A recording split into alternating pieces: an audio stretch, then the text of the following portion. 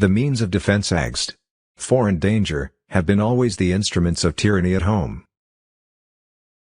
The advancement of science and the diffusion of information is the best element to true liberty. The purpose of separation of church and state is to keep forever from these shores the ceaseless strife that has soaked the soil of Europe in blood for centuries. Letter objecting to the use of government land for churches, 1803. There are more instances of the abridgment of the freedom of the people by gradual and silent encroachments of those in power than by violent and sudden usurpations. Philosophy is common sense with big words. Wherever the real power in a government lies, there is the danger of oppression. In our governments, the real power lies in the majority of the community, and the invasion of private rights is chiefly to be apprehended, not from the acts of government contrary to the sense of its constituents, but from acts in which the government is the mere instrument of the major number of the constituents. The truth is that all men having power ought to be mistrusted. It may not be easy, in every possible case, to trace the line of separation between the rights of religion and the civil authority with such distinctness as to avoid collisions and doubts on unessential points. The tendency to usurpation on one side or the other, or to a corrupting coalition or alliance between them, will be best guarded against by an entire abstinence of the government from interference in any way whatsoever, beyond the necessity of preserving public order, and protecting each sect against trespasses on its legal rights by others. Letter to the Reverend Jasper Adams, January 1, 1832. A well-regulated militia, being necessary to the security of a free state, the right of the people to keep and bear arms shall not be infringed. The accumulation of all powers, legislative, executive, and judiciary, in the same hands, whether of one, a few, or many, and whether hereditary, self-appointed, or elective, may justly be pronounced the very definition of tyranny. Knowledge will forever govern ignorance, and a people who mean to be their own governors, must arm themselves with the power knowledge gives.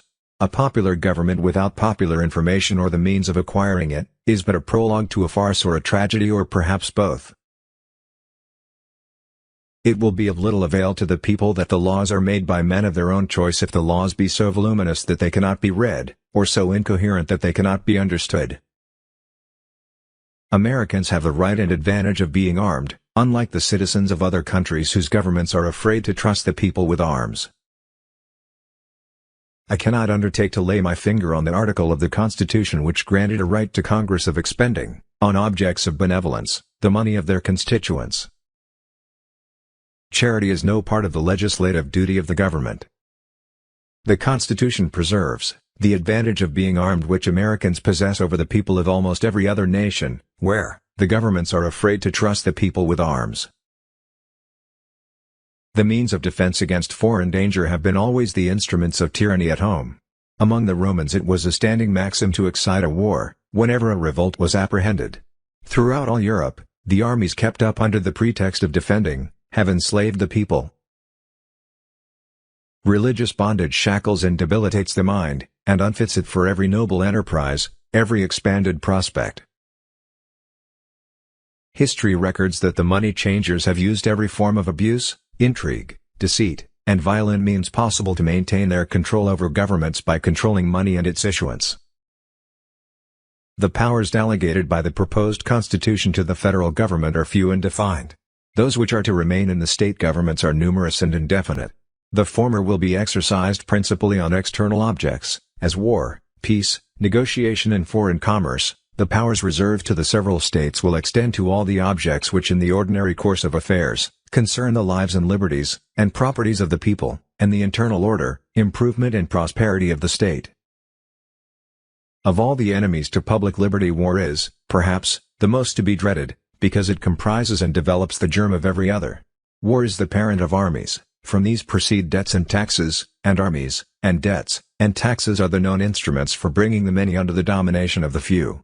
In war, too, the discretionary power of the executive is extended, its influence in dealing out offices, honors, and emoluments is multiplied, and all the means of seducing the minds, are added to those of subduing the force, of the people.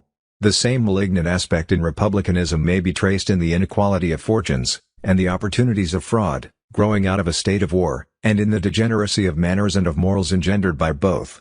No nation could preserve its freedom in the midst of continual warfare. No nation could preserve its freedom in the midst of continual warfare.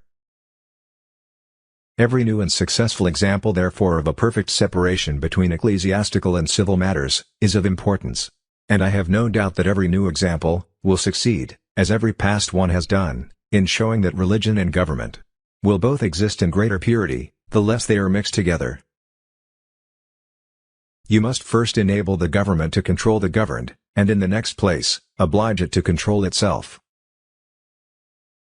Knowledge will forever govern ignorance, and a people who mean to be their own governors, must arm themselves with the power knowledge gives.